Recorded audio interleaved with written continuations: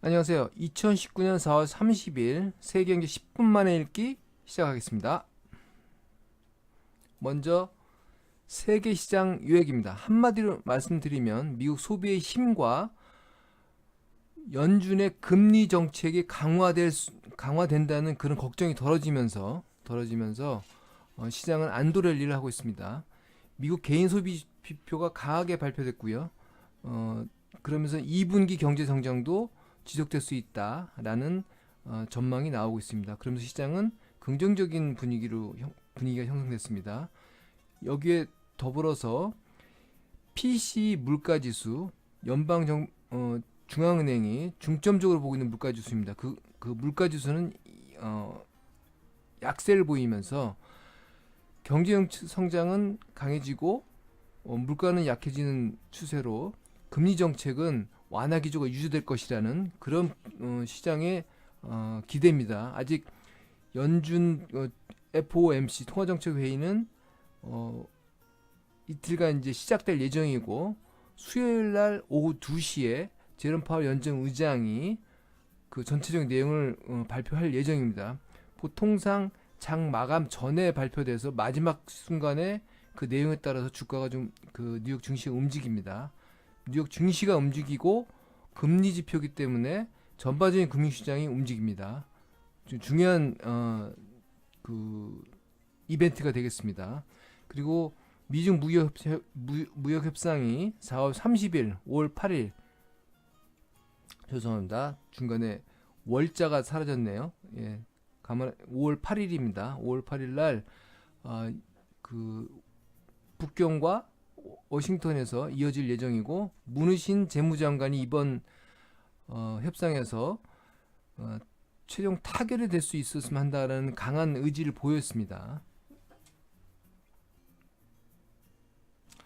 아래 뉴욕 증시는 소폭 상승했습니다. 다우가 0.04%, S&P 500이 0.1%, 나스닥이 0.2% 상승했고요. 안전지표인 빅스는 13대로 0.4가 상승했습니다. 달러 지수는 소폭 약세였고요. 장단기 금리차가 23 베이시스 포인트로 확대가 됐습니다. 장단기 금리차는 경기 후퇴에 대한 지표로 관측이 되는 것입니다. 금 가격이 소폭 안전자산인 금 가격이 소폭 하락했고요. 유가는 지난 금요일 큰 폭 WTI가 3% 하락한 데 이어 다시 0.5% 상승했습니다. 중국 상해지수는 0.8% 하락했는데 긍정적인 경제 지표가 중국에서 계속 나오면서 경기 부양에 대한 조치가 중단될 거라는 그런 시장 전망이 나오면서 시장은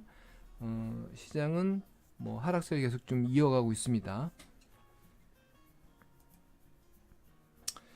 전반적인 지표는 이미 말씀드린 것과 같습니다. 그리고 이제 대표적인 빵 5개 지수는 뭐 혼조세를 보였고요. 페이스북이 1.7% 상승했네요. 상승했고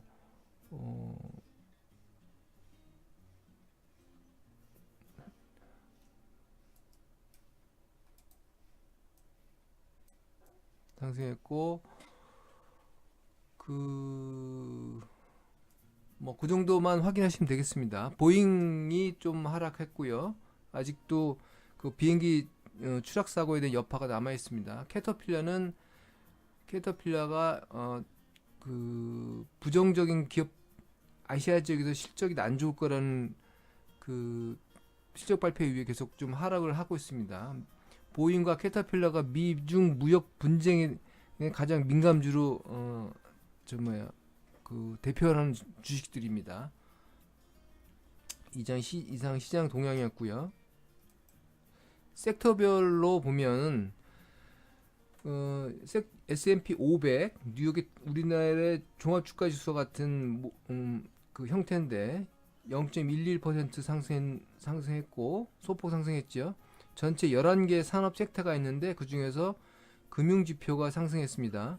금융 섹터가 아까 보신 것처럼 금리가 상승했지요.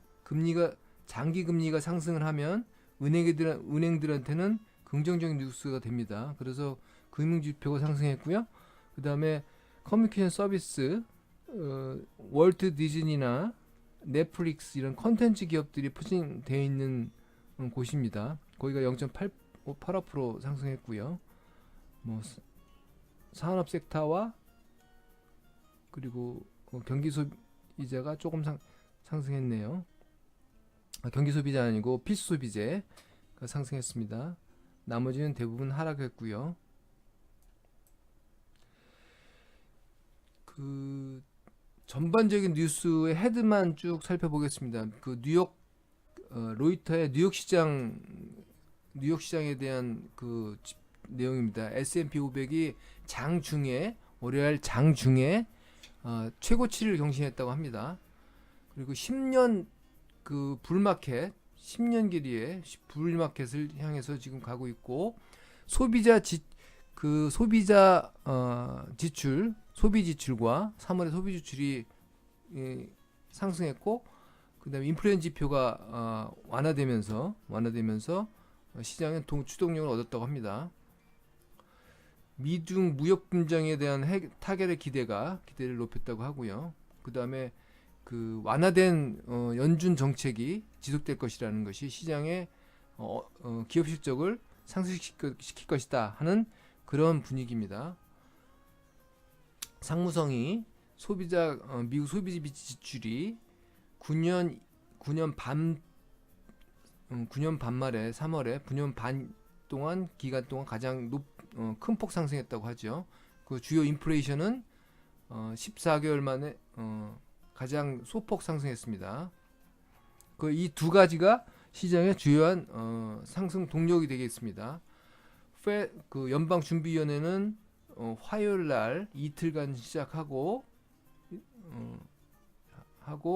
수요일 날 그 마지막 수요일 날 그 금리를 발표할 예정입니다.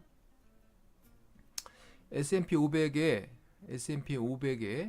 그 지금 기대 수익률, 이익률 성장치는 당초에 2%, 월초에 2% 마이너스 2%에서 0.2%로 마이너스 0.2% 큰 폭, 그 마이너스 폭에서 개선됐습니다. 그래서 시장 분위기가 전반적으로 좋아지고 있습니다.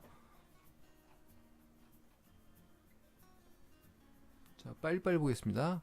그 다음에 마켓워치도 뭐 같은 대동소이한 내용들을 지금 보이고 있고요. S&P 500에 164개 기업이 지금 어닝스 발표를 했는데 전반적으로 긍정적입니다. 긍정적이었고 뭐 소비 지표나 이런 것들이 좋았다고 하고요.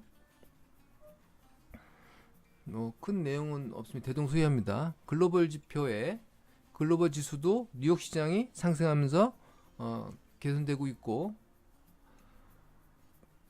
유로 시장에는 그 기업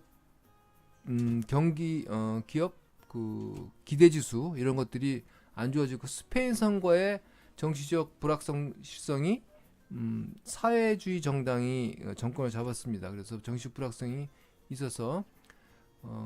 있었다. 뭐 그런 내용이고요. 그 뉴욕 시장 얘기는 동일한 내용이고 유럽 시장 주식들은 그래서 뭐 혼조세를 좀 보였고 혼조세가 가볍게 뭐 상승한 부분이 있고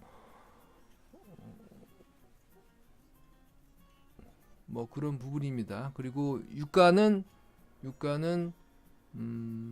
금요일날 3% 하락했지만 뭐 배럴당 1달러 정도 뭐 하락했다가 뭐 만회했다고 합니다. 뭐 이 정도고요. 개인 소비 지출에 대한 그 지표입니다.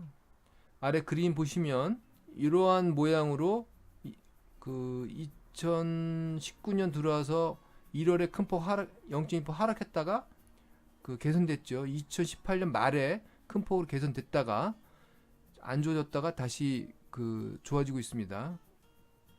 그리고 이제 가격지표 PCE 가격지표입니다.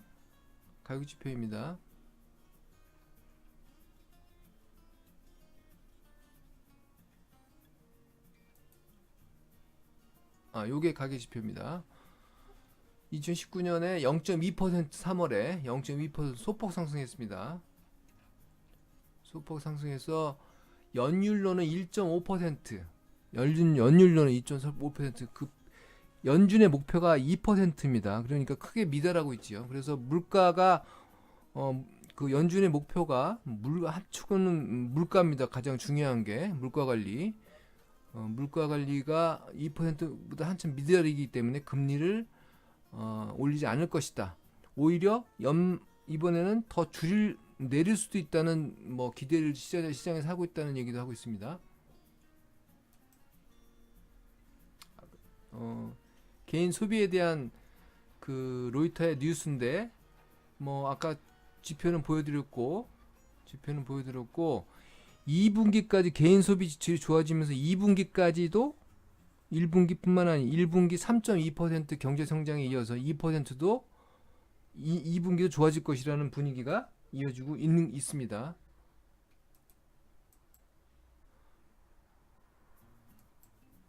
문우신 재무장관이 미중 무역 분쟁에 대해서 타결을 시작하면서 금주에 해결됐으면 좋겠다. 이번에 4월 아까 말한 4월 30일과 5월 8일 날 북경과 워싱턴에서 이어가는데 좋겠다 희망을 했고, 다만 중국 그 외신에 의하면 시진핑이 6월 달에 그 워싱턴을 방문했으면 좋겠다 희망을 했는데 거기에 대한 답은 안 했다고 합니다. 그 확인은 미국에서는.